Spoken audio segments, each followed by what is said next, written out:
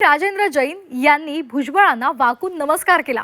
नमस्कार करत त्यांनी भुजबळांचे आशीर्वाद घेतलेले आहेत। राष्ट्रवादीने राजेंद्र जैन यांना उमेदवारी दिलेली आहे आणि आज ते आपला उमेदवारी अर्ज दाखल करणार आहे। आणि या सगळ्याच्या घडामोडींसंदर्भात एक वेगळी चर्चा सुरू असतानाच राजेंद्र जैन यांनी भुजबळांना वाकून नमस्कार केलेला आहे आणि त्यामुळे भुजबळांची नाराजी दूर झाली आहे का अशी सुद्धा चर्चा सुरू झालेली आहे। तर आपण हे दृश्य पाहतोय, प्रफुल्ल पटेल आहे, त्याचबरोबर भुजबळ सुद्धा आपल्याला या दृश्यांमध्ये दिसतायत।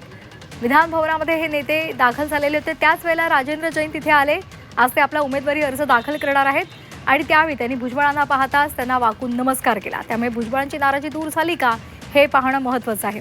सीमा डे आमच्या प्रतिनिधी आहेत। सीमा, भुजबळांची नाराजी दूर झाली आहे का? कारण राजेंद्र जैन यांनी त्यांचे वाकून नमस्कार करून त्यांचे आशीर्वाद घेतलेले आहेत आणि स्वतः भुजबळ त्यांचा उमेदवारी अर्ज दाखल करण्यासाठी विधान भवनात पोहोचलेत। नक्कीच आपल्याला माहिती आहे की राज्यसभेसाठी खरंच तर छगन भुजबळ हे इच्छुक होते। त्यांनी लॉबिंग करायला सुरुवात केलेली होती। मागणी अशी होती सुनील भुजबळ यांना मंत्री द्यायला पाहिजे, मात्र ऐनवेळी पक्षाने वेगळा निर्णय घेतला। अर्थात कालपासून एक वेगळ्या नाराजी नाट्याला सुरुवात झाली। छगन भुजबळ हे नाराज आहेत हे स्पष्टपणे दिसते।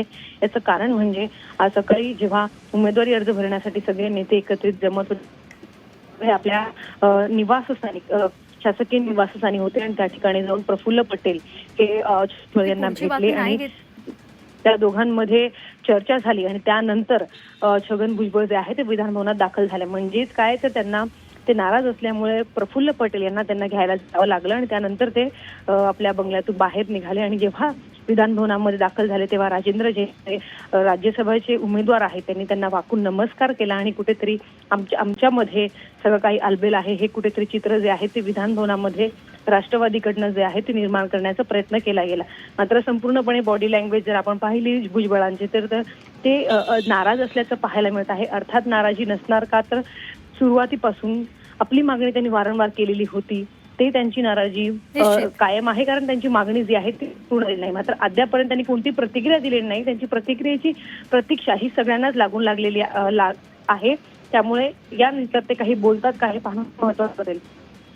धन्यवाद आपण दिलेल्या सविस्तर माहितीसाठी।